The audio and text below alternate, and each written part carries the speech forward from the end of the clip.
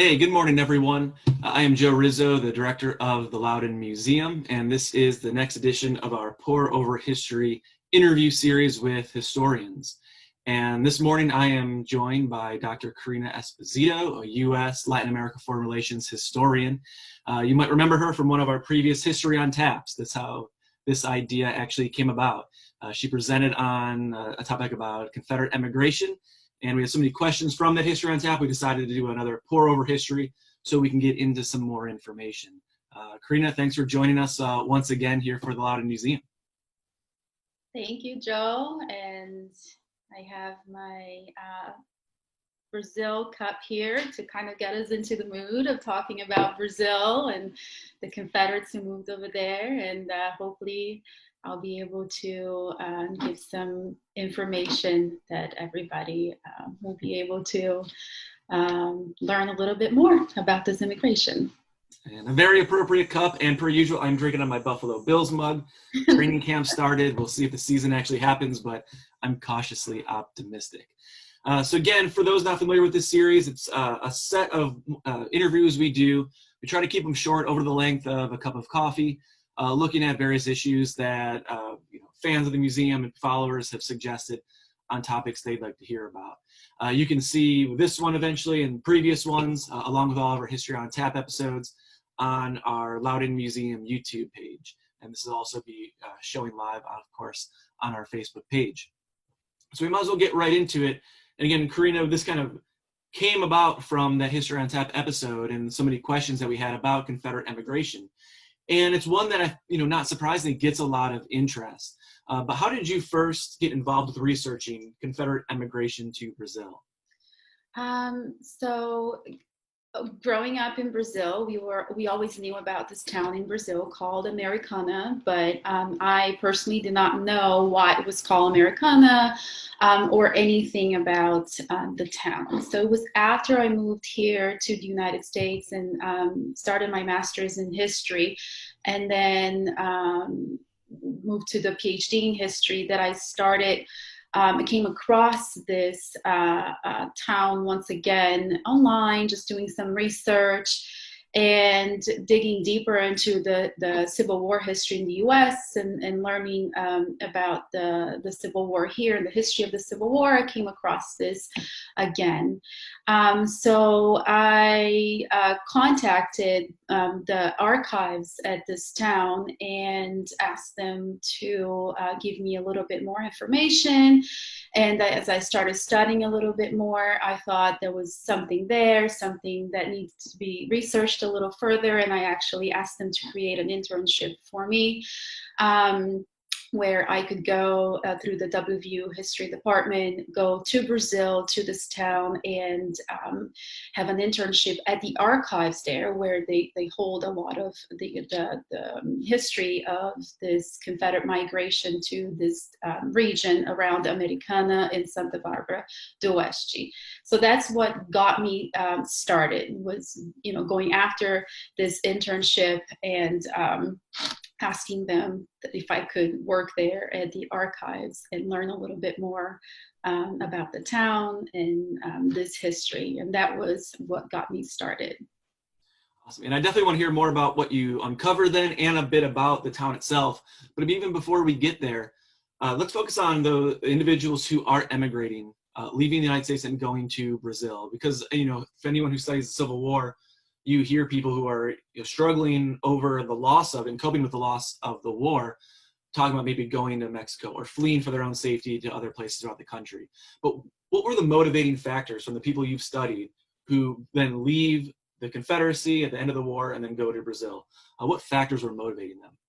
I think from both the historiography, I have read the books that I have read from people that have written about this, as well as having spent some time with some of the descendants of this Confederates in Brazil back in 2012.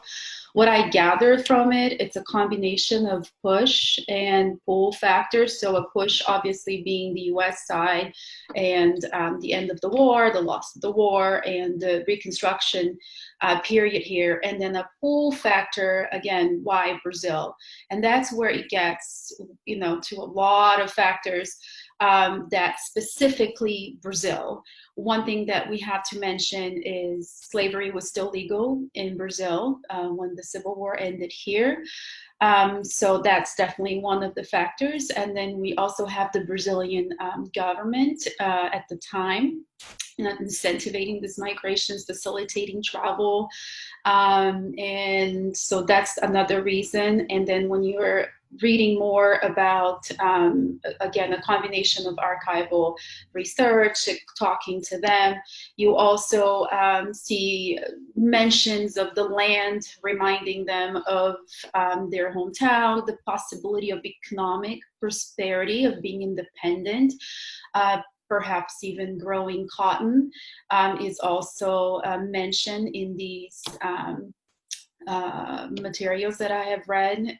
So I would say that those would be the blending of pull factors. So the Brazilian government encouraging or even facilitating at times, and then slavery and the prospect of economic prosperity, and creating more of a history of triumph after losing the war, being able to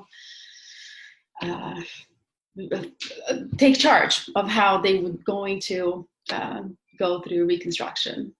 Yeah, and you brought up the Brazilian government. So what enticements are they offering to bring over Confederates? And I know the emperor is very active in trying to recruit them for economic purposes, I think. What's the makeup of the Brazilian government at this time? And then what are they actually doing to proactively seek out ex-Confederates to try to come and basically bring over their kind of economic ideas and farming interests? You know, really, what are they doing to entice them? Sure. One of the more enlightening sources that I have read that not just about what the Brazilian government has been doing, but overall why they're migrating over there, was from the former doctor of the Confederacy, Dr. Gaston. And I'm just going to read a quote from him that he wrote on his accounts as he went to Brazil to kind of survey the land and give the Confederates here some information as to why they would go. And one of the things that he does is mention the Brazilian government and how their migration would be facilitated by the government.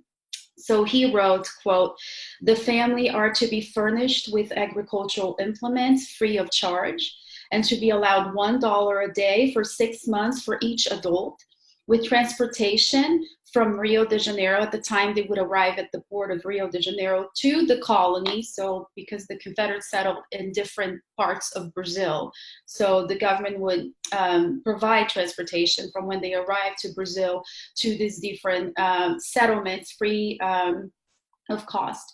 Now, the Brazilian legation in New York at the time too, so there was a Brazilian representative there in New York as well, announced that free passages will be allowed on board of the steamers of the United States and Brazil to all agricultural labor and all of these places that the Confederates were hoping to settle in Brazil, because they settled in different regions. So we do see, again, the key points here being facilitating transportation, being in New York, the Brazilian government being in New York involved in facilitating that transportation, and then issuing passports and things like that, and then, or, travel, authorization of travel. And then when they got to Brazil, also facilitating their settlement in these different regions of Brazil by providing free transportation and some tools that they needed, and kind of get them started. So that was an incentive. And do you think that the emperor and the Brazilian government, do they really see this as potentially being an economic boon for Brazil? Yeah, it's absolutely the exchange of technology and skills, definitely, especially with the end of the Civil War here. That was, a market kind of open. And so I see that as well. Yeah, and with slavery still being legal, I think to the late 1880s, is it 1887? Yeah. I think. Yeah. So are they using that as another enticement, saying you can basically use this for your economic purpose, or are they trying to avoid that issue knowing that it was now illegal in the United States? I did not find anything from the Brazilian government making references of slavery and using that as an enticing offer. But I do see from Dr. Gaston, who came in to survey the land, and he was supposed to send report back or report on what he's finding and what he thinks, this new land could provide to them. So he traveled all around Brazil around the 1860s, and to kind of evaluate and report back, like I said before. And concerning slavery, Dr. Gaston said, quote, though slavery may be destined to cease in Brazil at some future day by gradual emancipation, yet elements of society which have resulted in the mastery of the white man would never be erased entirely from the people.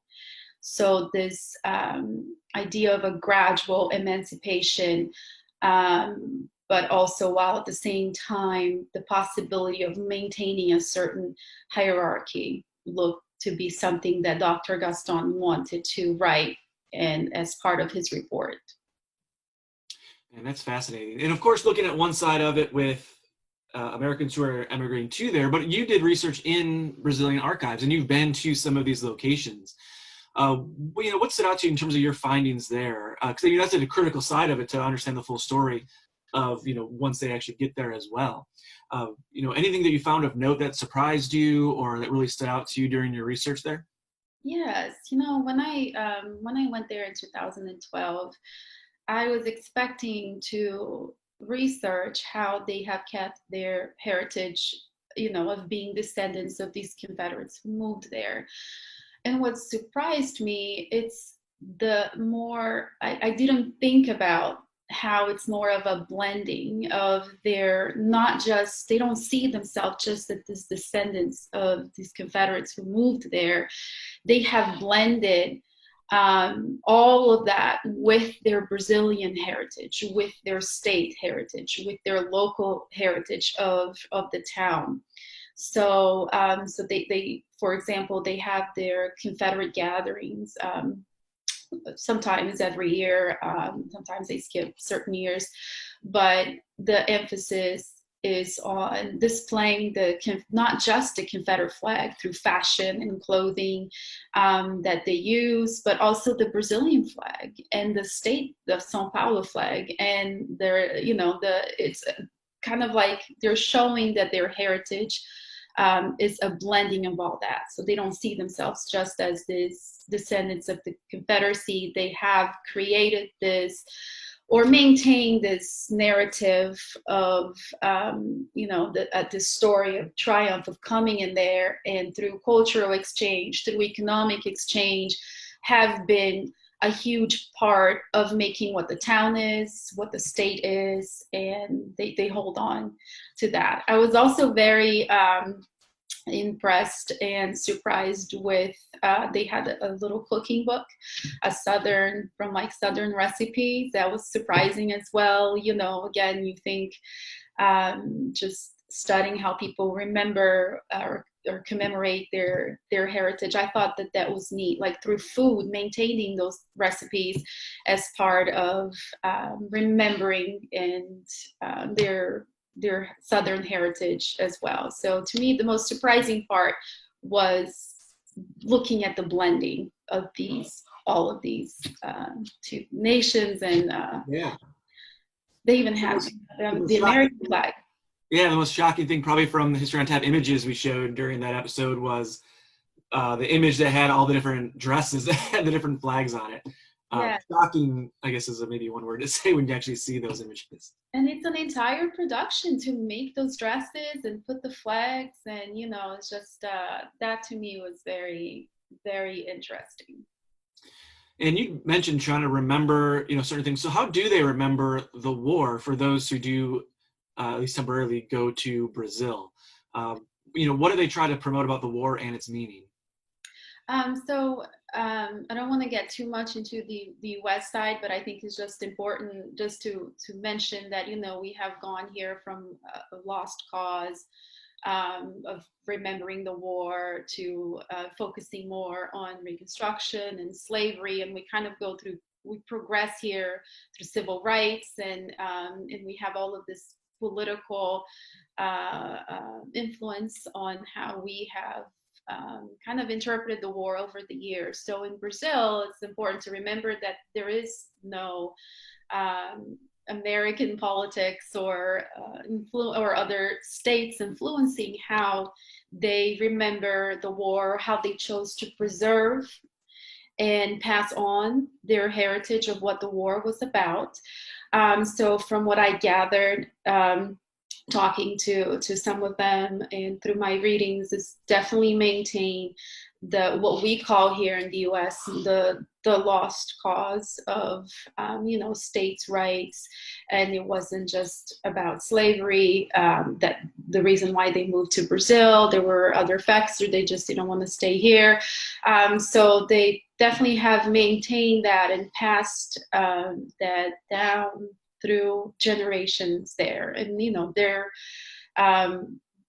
we Brazilians are not really when they're talking about how all these different interpretations that we have here of the war. So they've been able to maintain that, pass that on, and then again, the most fascinating part is also tell the story of the blending and who they are today. Yeah, it's kind of like a snapshot of time after the war where it wasn't really challenged, and of course we've gone through different civil rights. We're looking at the war, value and Reconstruction, and progressing the interpretation of the war. There, it's almost like at a standstill because they don't have that. Exactly. Kind of the other side, trying to look at all the sources and challenge that particular narrative. And that also maybe means that the people in Brazil aren't, because they probably don't care as much about the Civil War as the United States does. So that kind of last question I'm curious about is, what did Brazilians think of these ex-Confederates coming there then? And really, how do they feel about some of these communities or some of the descendants now?